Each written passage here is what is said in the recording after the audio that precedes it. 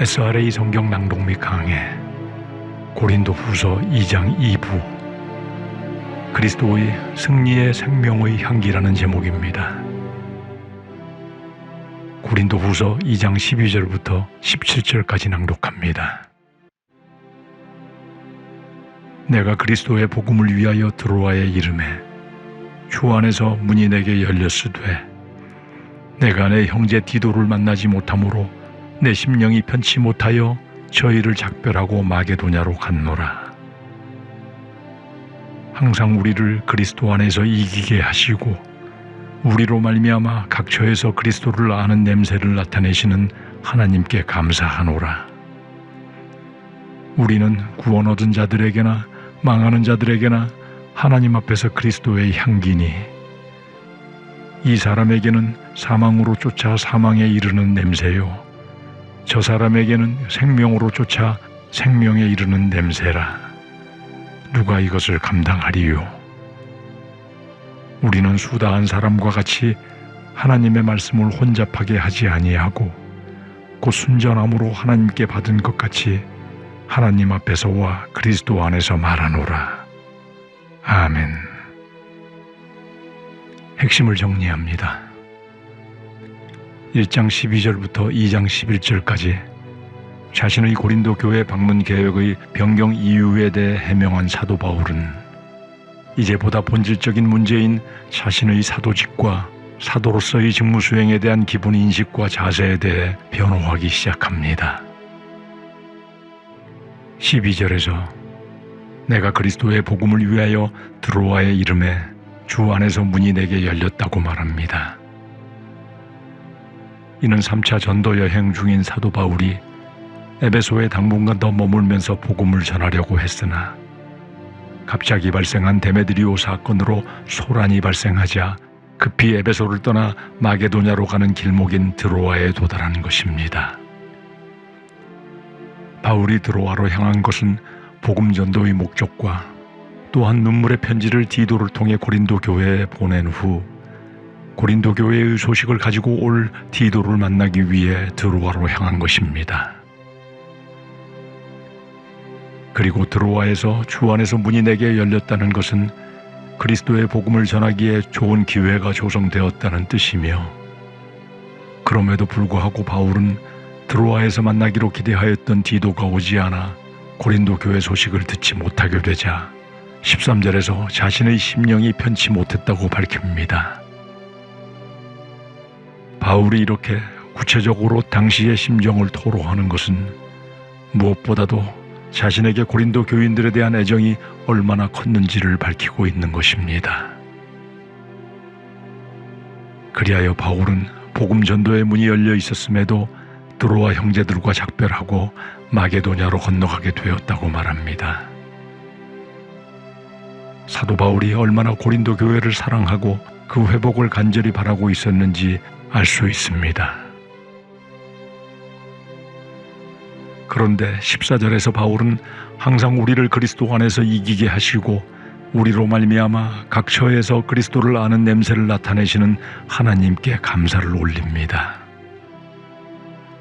앞서 디도를 기다리며 초조하고 불안한 심경에 있던 사도 바울이 이제 마음이 반전되어 하나님께 감사를 올려드림은 첫째는 그리스도 안에서 승리하게 하시고 둘째는 냄새를 나타내셨기 때문이라고 고백합니다.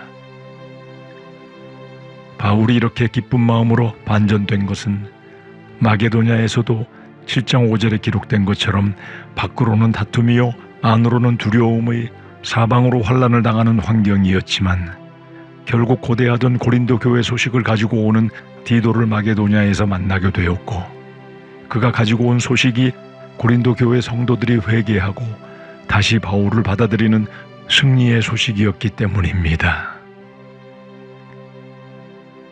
그리스도 안에서 승리하게 하신다는 것은 그리스도의 승리의 행진에 참여하게 하신다는 뜻이며 냄새를 나타내신다는 표현은 당시 로마의 승리의 행진 때에는 길가에 향을 피워 냄새를 내게 한 것과 같이 그리스도를 알므로 영생을 얻게 되는 지식이 자신에 의해 전파되고 자신이 가는 곳마다 승리의 향기처럼 번져나감을 비유적으로 표현한 것입니다.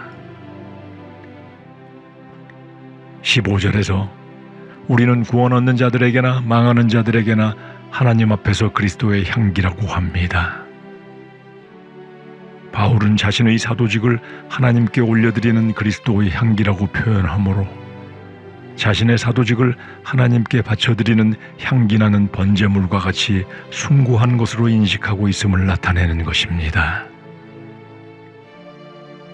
16절에서 이 사람에게는 사망으로 쫓아 사망에 이르는 냄새요 저 사람에게는 생명으로 쫓아 생명에 이르는 냄새라 누가 이것을 감당하리오라고 합니다.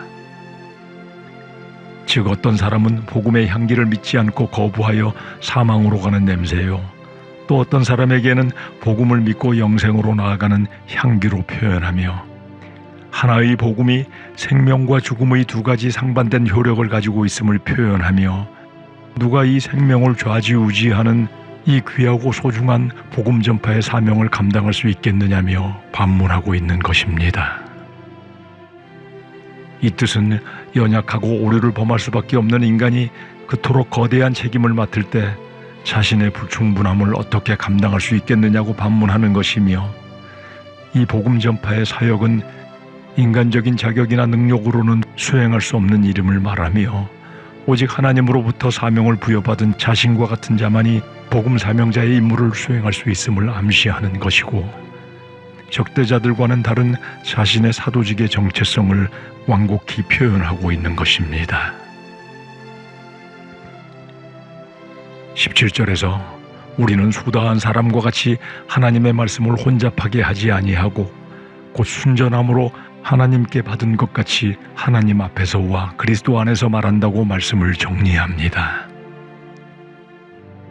수다한 사람들이란 삶과 죽음의 상반된 효력이 있는 이 준엄하고도 두려운 복음 전파 사역을 인간의 능력만으로 할 수 있다고 생각하는 많은 사람들을 지칭하는 것이며 복음을 전파하거나 교회 지도자가 될 자격이 없는 자들임에도 교회에서 지도자로 활동하고 있는 거짓 사도들이나 교사들을 암시합니다.